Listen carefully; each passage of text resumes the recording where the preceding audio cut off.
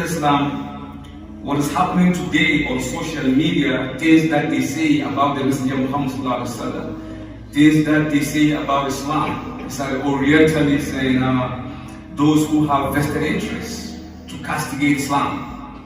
Some say the Quran was written by Muhammad. Some say it was taught to him by some evil spirit. Some say he juxtaposed the Old Testament and the New Testament, and then he came about with some Arabian tradition, and then he came out with the Quran. And that they say Islam have no role, or that the Quran have nothing to do to guide mankind, to push mankind, or to steer mankind into the next millennium. What a book from the backward religion. That's what they say. A lot of them. You see them on social media. So because of that, today I have designed a topic which I call Muhammad Sallam, the greatest man that ever walked the earth. That is the topic I'm going to be trying to do justice to it. Now, what is greatness? According to Encyclopedia Britannica and the Webster's Dictionary, they say greatness is an achievement par excellence. The greatness is a feat that a person has instituted. Greatness is someone that has excelled his peers and have done something that boggles the mind. Greatness. Now, if this is the meaning of greatness, then we have a lot of people that are equally qualified to become great. No, but when we analyze this word carefully, and we go to the world and analyze things that they have done, definitely by the time we finish this khutbah, it will be clear that Muhammad sallallahu alaihi wasallam is the greatest man that ever walked the earth. In 1972, Times Magazine poses a question, and the question they posed was, who are the greatest men? And among them, who is the all-time best? And so intellectuals who have qualified to speak on this leverage came from every part of the world. And among them is a man by the name James Garvin. James Garvin is a general in the United States Marine Corps. He's one of the best mathematicians in the world today. And he said, I think I'm qualified to speak on this leverage of greatness. But my research is going to be based on impact and impact alone, not just being great, but what impact has an individual left on the face of the earth, according to James Garvin. And he said, I began to do my research. It took me 4 years, but at the end of the day, I came to the conclusion, the only one or the only individual that is, that exhibit greatness on the face of the earth based upon our scientific research is no one other than the Messenger Muhammad sallallahu alaihi wasallam. This is not a Muslim. He is a Christian and he is an intellectual. He researched. Not just belief, it's not a dogma, it is the belief that is the dogma. But this one is based upon knowledge. So Allah said in the Quran, وَيَذَا الَّذِينَ أُوتُوا الْعِلْمَ الَّذِي أُنزِلَ إِلَيْكَ مِنْ رَبِّكَ هُوَ الْحَقُّ وَيَهْدِي إِلَى صِرَاطٍ الْعَزِيزِ. No, Muhammad, those who have knowledge, the intellectuals, they will come eventually and they will prove that you are on the right track and that it is Allah who sent you. So therefore, إِنْ هُوَ إِلَّا ذِكْرٌ لِلْعَالَمِينَ وَلَتَعْلَمُنَّ This Quran is for the whole of mankind. But as time goes on, mankind will come to understand the implication of the Quranic truth. And these men are intellectual, they are not Muslims. But they are glorifying the Prophet and the Quran. After him came another man, Jules Wasserman. He's a Jew. He's still a lecturer, in fact, a professor in University of Chicago, one of the key intellectuals in the United States.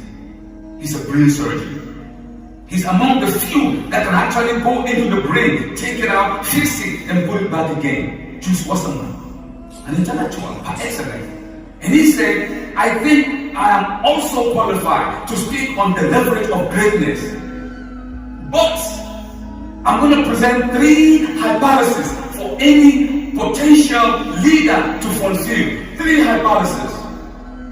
He said, a great leader must create an environment whereby the led will feel relatively secure. He said, a great leader must himself provide for the led, not the opposite. A great leader must provide for the led, not the opposite. Seeing that today, the world that we live in, leaders are milking nations, they are stealing, crippling institutions. Leaders is no leadership. A leader must be able to provide for the led.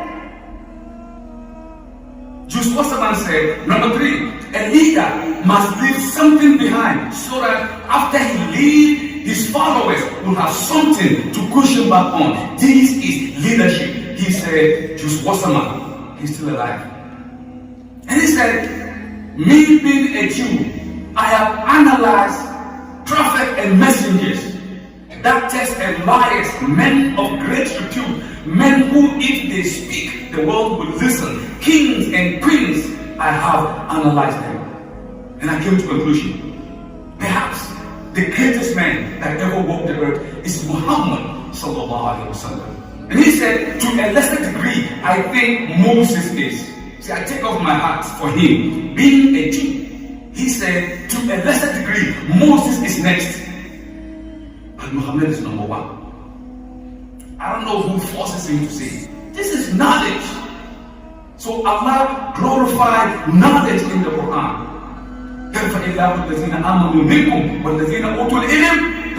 Those amongst you would say, Alhamdulillah, but men of knowledge, I said, I'll give them a degree of everything. Books, knowledge, we need to read. The first revelation, we know the first revelation. How many words does Allah know?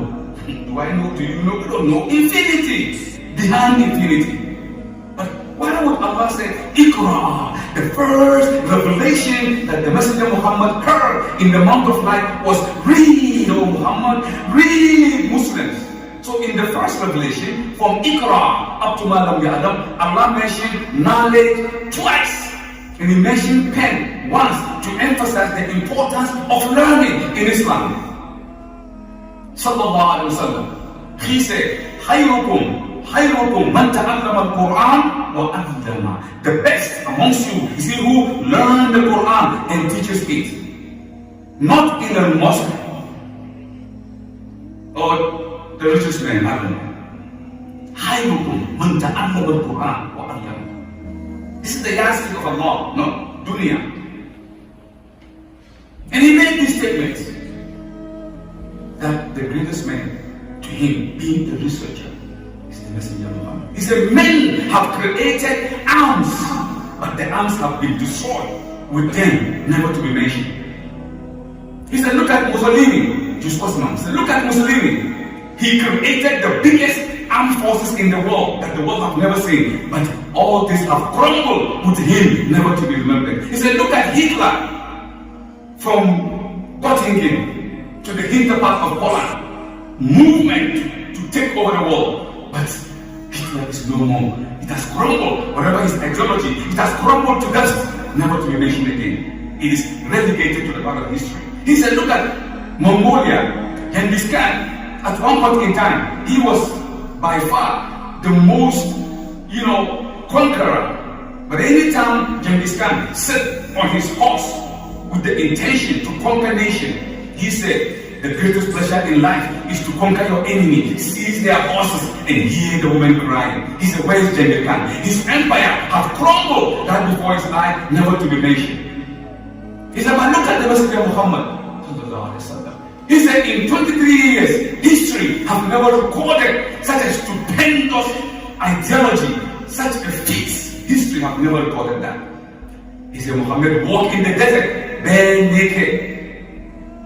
His foot, naked foot. He walked among his peers. He eat what they ate. He drank what they drank. He laughed the way they are. He dressed the way they are. They loved him so much. I don't know what he told them, but the history have never recorded. For 23 years, this man was able to overturn the warring Arab tribes into a whole nation, and it is still resonating because because according to our projection, Islam is still the fastest growing religion in the world. How? Why? He said this is greatness. And he's not a Muslim. He said if these are the yardstick for measuring greatness, then we have a question to ask. Who can dare compare himself to Muhammad sallallahu alaihi wasallam? He's a man of knowledge.